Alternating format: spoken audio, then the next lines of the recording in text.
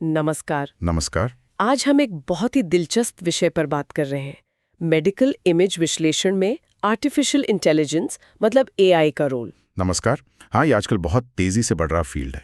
हमारी आज की ये चर्चा डॉक्टर चिन्मय पाल के लेख एआई संचालित चिकित्सा इमेज विश्लेषण पर आधारित रहेगी। जी। और हमारा मकसद ये समझना है कि भाई एआई कैसे मेडिकल इमेजिंग को पूरी तरह बदल रहा है और इसका असर निदान और इलाज पर क्या पड़ रहा है। बिल्कुल। जरा सोचिए, अगर एआई की मदद से कैंसर जैसे ट्यूमर का पता बहुत बहुत जल्दी लग जाए और जो इंसानी गलतियां होती हैं वो कम हो जाएं। हाँ, ये इसकी सबसे बड़ी संभावनाओं में से एक है। तो चलिए इसी तकनीक को थोड़ा और गहराई से समझते हैं। जरूर। तो देखिए, मेडिकल इमेज विश्लेषण का मतलब है, आसान शब्दों में, कंप्यूटर तकनीकों का इस्तेमाल करके मेडिकल तस्वीरों से जरूरी जानकारी निकालना। अच्छा, जैसे एक्सरे, एमआरआई, सीटी स्कैन वगैरह। हाँ बिल्कुल, एक्सरे, एमआरआई, सीटी, पीईटी, अल्ट्रासाउंड, ये सब।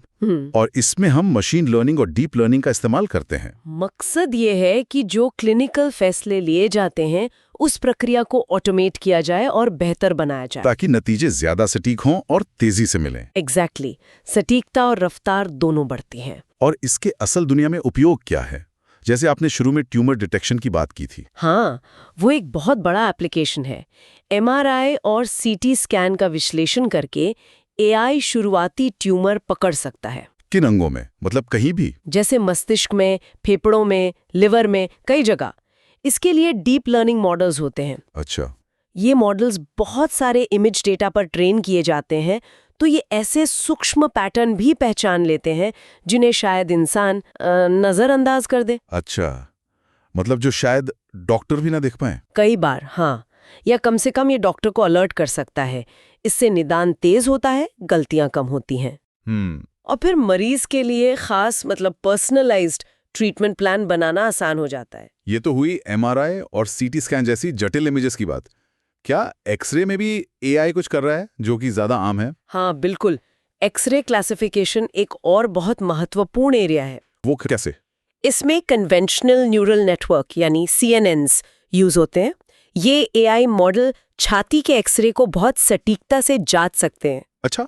जैसे किस चीज के लिए? जैसे निमोनिया, कोविड-19 या टीबी जैसी बीमारियों की पहचान के लिए। ओह वाह! और सिर्फ बीमारियां ही नहीं, हड्डियों के फ्रैक्चर या कोई और असामान्यता हो, उसे पहचानने में भी ये बहुत कारगर है। ये तो कमाल है।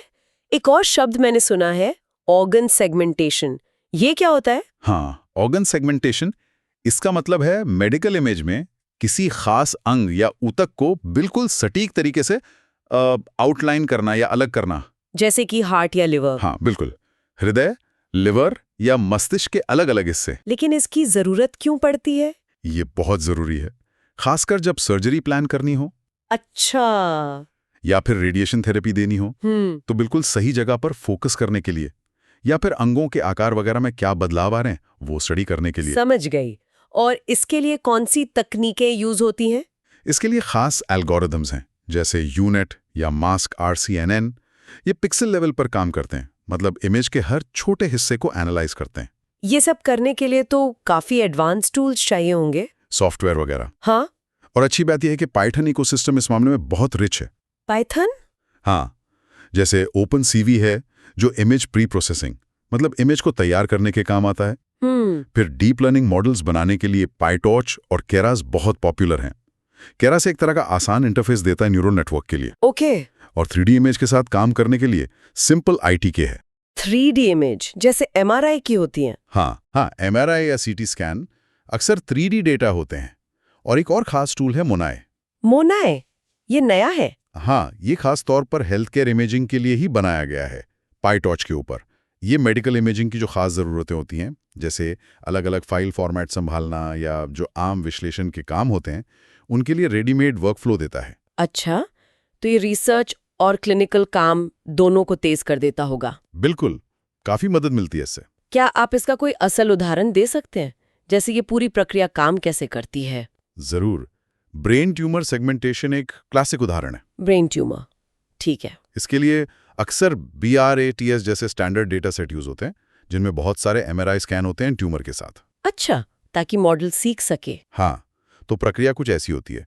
पहले OpenCV या सिंपल ITK से MRI इमेज को प्री प्रोसेस किया जाता है। प्री प्रोसेस मतलब जैसे साफ करना? हाँ, जैसे नॉइज हटाना, इमेज का साइज एक जैसा करना, क्योंकि अलग अलग मशीनों से ली गई इमेज थोड़ी अलग हो सकती हैं।